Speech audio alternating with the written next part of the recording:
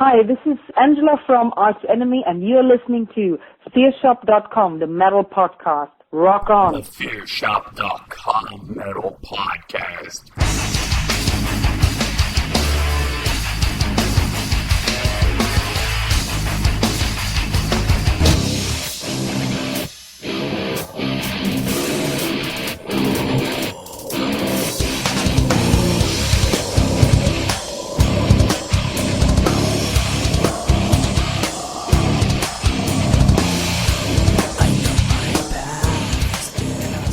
Hey everybody, welcome to the FearShop.com Metal Podcast. As always, it's Mike here with you. Glad to have you on board.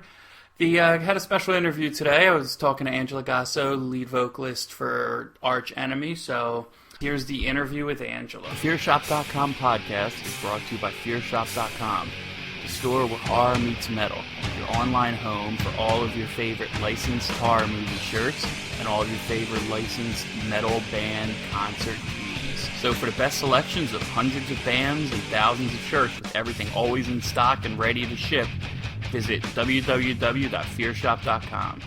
All right, so just to get everybody up to speed, tell us a little about yourself and Arch Enemy briefly. Right now, we are actually in the rehearsal room writing for a new album. We're going to go into the studio beginning of December. We've got 9 songs together.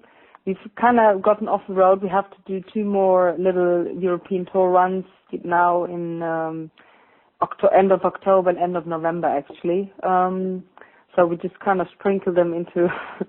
We never really get off the road. Yeah. Not even when we write an album. So we still do this. And from December on, we're going to lock ourselves away into the studio, start recording, need to be done end of February, need to release the album end of May, because we've already booked shows end of May, the first headlining shows for on top of this album. So we are working on a pretty strict time schedule, and we're working as usual. Yeah. So you got the gig with Arch Enemy from a Mistress demo tape, right? Yeah, like 10 years ago. Mm. Yeah, it's actually been 10 years. Yes. You want to tell us a story about the demo tape, or? Yeah, sure. I mean, it's an often told story. I've actually started making up other stories because I got so bored with it, but I'm going to tell you the truth now, because then I had all these rumors going on. I've been in touch with Arch Enemy before because I used to write for a little online magazine myself, and I did the whole metal corner, reviewing albums and then going out to shows, reviewing shows and interviewing bands. And I did interview Michael for the 1999 album Burning Bridges on the phone. And he said, yeah, I don't know if you want to come to a show, but we're going to go out with In Flames. It was In Flames, Children of Bodom and Dark Tranquility, and they were opening Arch Enemy. And I said, yeah, sure, I'm going to check it out. And I went to the show, and I just wanted to say hi to Michael. But when you're in an underground band like I always had a tape with me, a couple of tapes, you know, hoping that either you meet somebody from the venue in case they're looking for a local support band, or just give it to the band in case they ever come around again on their own and want a local support. So we sat down, had a bit of a chat, and I gave him the tape, said check it out. I'm in the band myself, and it's extreme metal, and I mean they must have had some entertainment from it, because they kept watching it on the tour bus, as far as I understand. It was a video tape, live video tape, and then a demo tape. And when they started to look for a new singer, that was in 2000, when they decided to split up with Johan, the previous singer. Chris remembered that, and he said, maybe we should, because they were inviting a bunch of people anyway, and he said, maybe we should invite them. Maybe it's cool to have something new and fresh.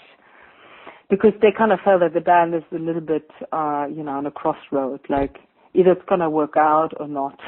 Because so far it didn't really work out for them the way they wanted.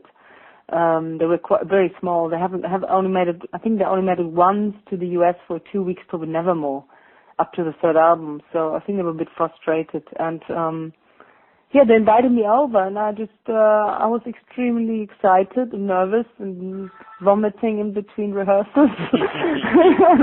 You know, the usual thing when you're like early 20s and you're totally intimidated. Yeah. Because I had these guys in front of me. I mean, I was a huge Carcass fan, and there I was staring at Mike Lamotte, and I must have been staring a lot because I couldn't believe my eyes, you know. And then Charlie D'Angelo from Merciful Fate, and I just couldn't believe it anyway. And they liked it so much, they said, yeah, we're going to go. They were about to go into the studio, like, within 3 weeks or so. They said, we're going to go into the studio now. Do you want to try a song there? And I'm like, sure. And they recorded, I remember that, Enemy Within. Oh, God, that's great. And after I recorded for a little bit, they said, you're the new singer if you want. And I'm like, yeah. And then it kind of, you know, I mean, I was just a German, very grounded person. I didn't have any rock star ambitions.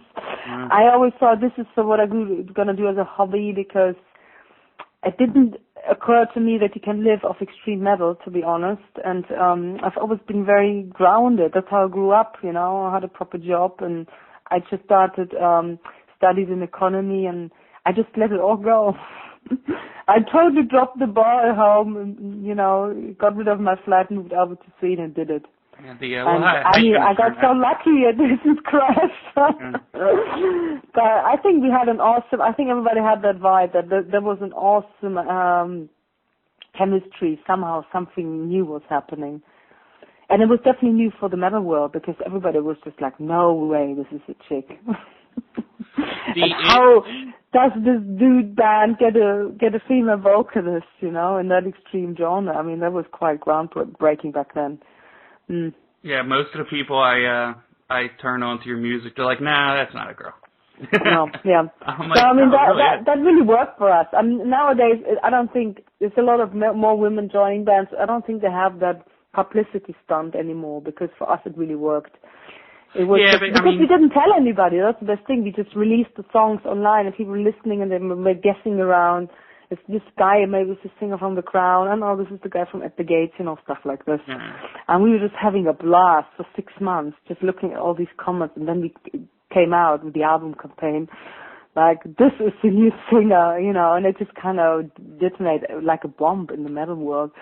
So that really gave us an initial good push, and since then we've just been working hard to build up on that, and we've gotten really far. But it's 10 years now, so it wasn't an overnight success. Yeah, I guess. Yeah. Do you want to tell us a little bit about CNN's Connect the World? Yeah, this is funny, because I'm obviously not even Swedish, but I didn't tell them. They do the global connections, and they're always trying to connect 3 really odd countries that don't have anything in common on the first, you know, when you look at it first. But they were trying to connect Malaysia and Sweden, and obviously there's actually a lot of metal fans in Malaysia. We know that because we get a lot of requests, and we're gonna go over now next year, because we actually found a reliable promoter, which is not that easy in that part of the world. Yeah. And apparently there's a lot of metal fans who said, yeah, Arch Enemy are awesome. We have a big fan base there, which is amazing. That's modern technology, the internet, I guess. Yeah. And they brought it in because, you know, the viewers, it's basically a program that is inspired by what the viewers want to see. And they wrote in, and CNN just contacted me and said, can you do this tomorrow? And I'm like, sure. And like I said, I didn't tell them that I'm not Swedish, but German, but obviously I represent a Swedish band. And yeah, it just made my day. First they talk about ABBA, and then Arch Enemy. There you go. There's 2 fans that go hand in hand. There's 250 million households watching that, you know, in real time. Then I don't know how many online. So that was awesome. And they put in some nemesis, like parts of the music.